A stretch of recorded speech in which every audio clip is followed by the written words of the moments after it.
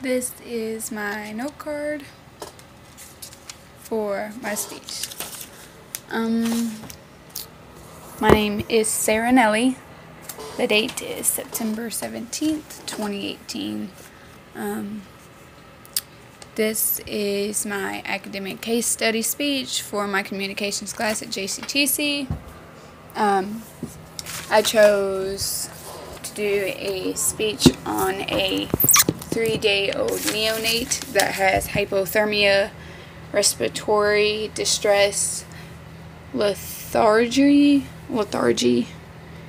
and poor feeding.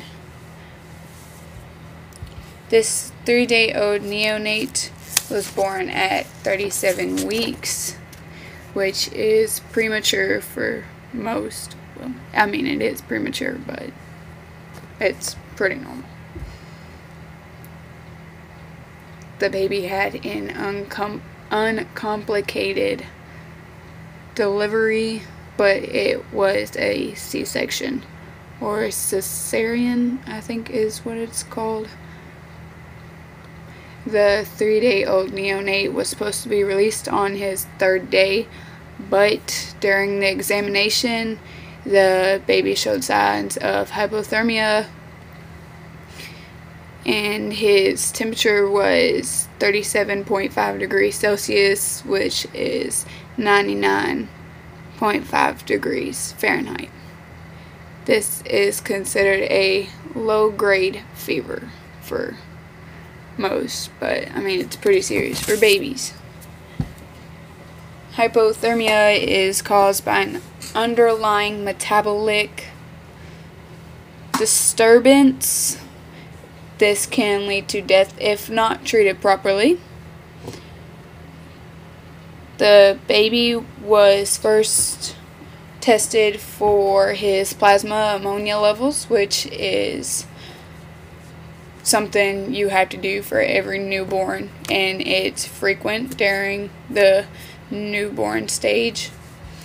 The cause for this hypothermia still remains a question. Nobody knows why it's happening, but it does. Almost every premature baby has hypothermia. It just differs between how severe it is.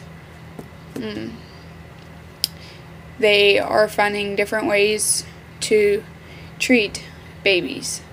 They have medications and therapies that little babies can go through. Many babies use the medication and then they're okay, but then you have other babies like this one in this article